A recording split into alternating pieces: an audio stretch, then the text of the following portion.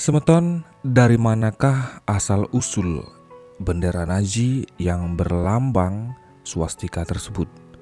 Adakah hubungannya antara swastika lambang dalam ajaran Hindu dengan bendera Nazi Adolf Hitler? Dan apa hubungannya bahwa inilah yang menjadi sesuatu yang penting? Mengapa Weda tidak sembarangan orang bisa membacanya tanpa melalui tahapan-tahapan apa yang perlu dipelajarinya, dan seberapa penting belajar kitab suci Weda atau membaca Weda melalui bimbingan oleh para ahli Weda. Teman-teman, bersama saya Sukurata Isra Channel, inilah informasi selengkapnya tentang swastika dalam ajaran agama Hindu dan swastika pada bendera Adolf Hitler Nazi.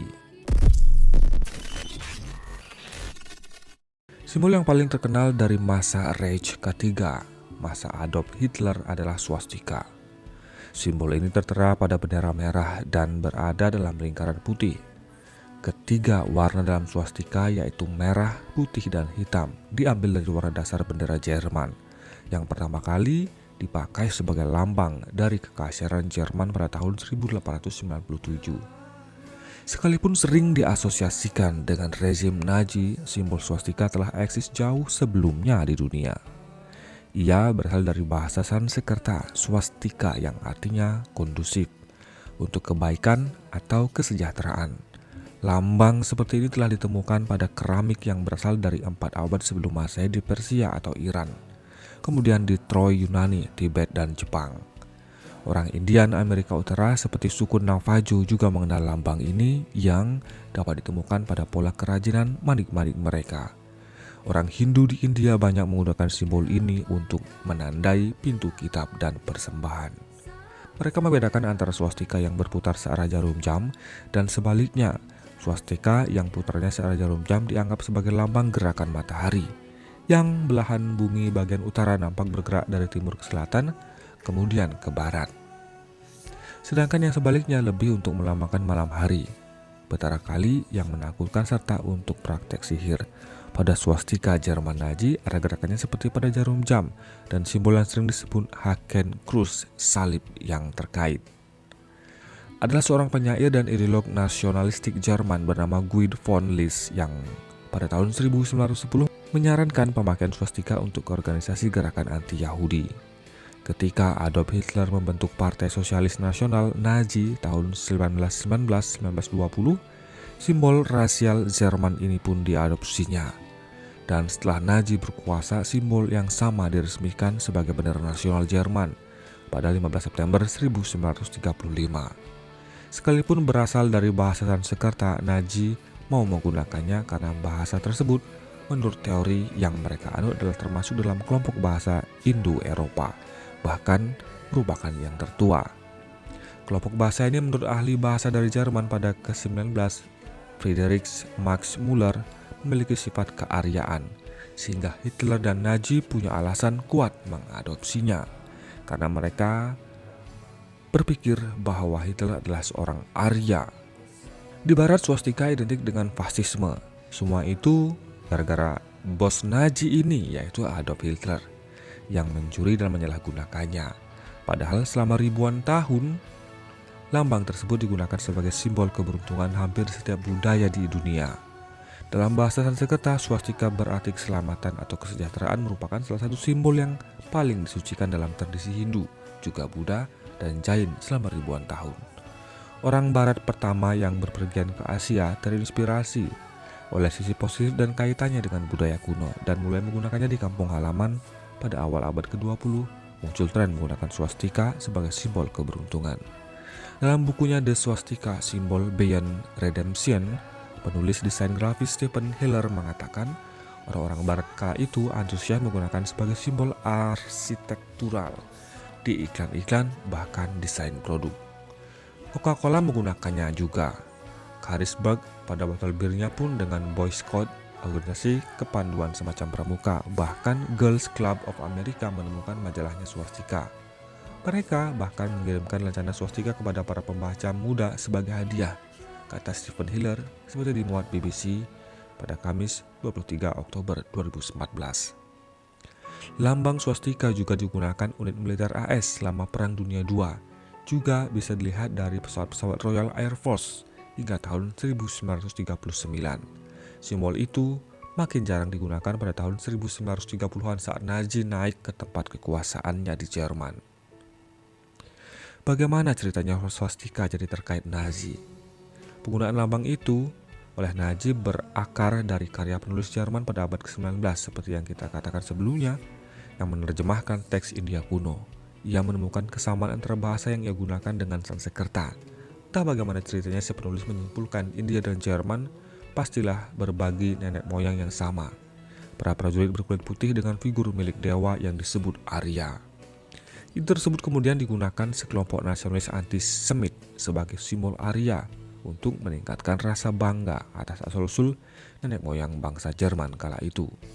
Lambang palang bengkok atau Hakenkreuz dengan latar belakang lingkaran putih di bendera Nazi yang berwarna merah menjadi simbol paling dibenci di abad ke-20 karena keterkaitannya dengan kekejaman yang dilakukan oleh mereka di bawah Reich ketiga.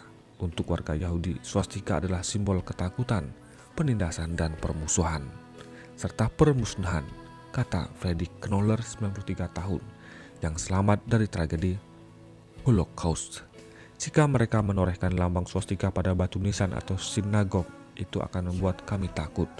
Semoga itu tak terjadi lagi di masa kini. Swastika dilarang di Jerman pada akhir Perang Dunia. Negara itu gagal memperlakukan larangan yang sama secara meluas di Uni Eropa 2007. Semeton banyak kalangan yang menuliskan juga bahwa pemahaman dan memahami Weda atau Bhagavad Gita yang sering dibuka oleh Adolf Hitler ini, dan mereka menyimpulkan beberapa bait bahwa dalam Weda tersebut dituliskan bahwa tugas seorang Arya adalah berperang. Itulah yang menjadikan Adolf Hitler ini menganggap siapapun yang bertentangan dengan dirinya harus diselesaikan dengan perang. Dan ini adalah salah satu kesalahan atau tidak sempurnanya sebuah ajaran yang dipelajari tanpa bimbingan dari para ahli, yang sangat ditakutkan jika orang yang tidak mampu dan berusaha untuk membaca dari kitab suci Weda. Ini adalah salah satu alasan mengapa tidak banyak orang Hindu atau orang Bali yang membaca Weda. Yang ironisnya, semeton swastika punya asal-usul di Eropa lebih jauh dari yang diduga orang. Temuan para arkeolog menemukan swastika adalah simbol yang sangat kuno, tak terbatas di India. Lambang yang sama digunakan masyarakat kuno Yunani, Celtics, Anglo-Sakson, dan ditemukan di sejumlah artefak dari masa lampau di Eropa Timur, dari Baltik hingga Balkan.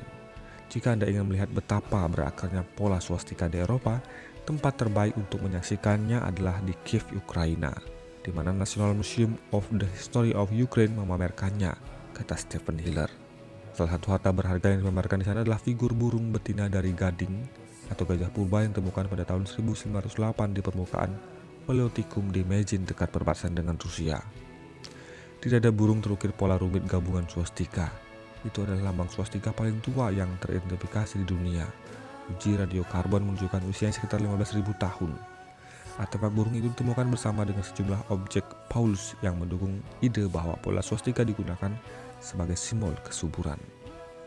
Lalu semeton, sejumlah orang berniat mengembalikan swastika ini sebagai simbol yang positif di Eropa. Salah satunya Peter Madsen, pemilik sebuah salon tato kelas atas di Copenhagen, Denmark. Ia mengatakan swastika merupakan elemen dari mitologi Norse yang menjadi daya tarik kuat bagi warga Skandinavia. Madsen adalah salah satu pendiri Learn to Love the Swastika Day. Pada tanggal 13 November di hari itu, para seniman tato di seluruh dunia menawarkan rajaan swastika secara gratis untuk meningkatkan kesadaran terhadap sejarah panjang multikultural simbol tersebut. Swastika adalah simbol cinta Hitler yang menyalahgunakannya. Kami tidak sedang mencoba merebut kembali Hakenkreuz atau simbol Nazi. Itu tidak mungkin, kata Madsen. Kami hanya ingin orang mengetahui swastika datang dalam banyak bentuk dan tak ada yang digunakan untuk hal-hal jahat di masa lampau. Kami juga ingin mengingatkan kaum fasis sayap kanan bahwa mereka telah salah menggunakan simbol itu. Jika kita bisa mendidik publik tentang arti sebenarnya dari swastika, mungkin kita bisa merebutnya kembali dari kaum fasis. Namun bagi Friedrich Knoller yang menjadi saksi horor fasisme, sulit baginya untuk mencintai fasisme. Orang-orang yang melalui masa Holocaust, kami selalu mengingat swastika sebagai simbol hal yang mengerikan, kata dia. Kami saat itu tak tahu bahwa simbol itu punya sejarah panjang ribuan tahun, tapi menurut saya ada hal menarik yang memberitahu banyak orang bahwa swastika bukan hanya simbol fasisme, bukan hanya milik Adolf Hitler. Bagaimana pendapat Anda, Semeton? Silakan tuliskan di kolom komentar.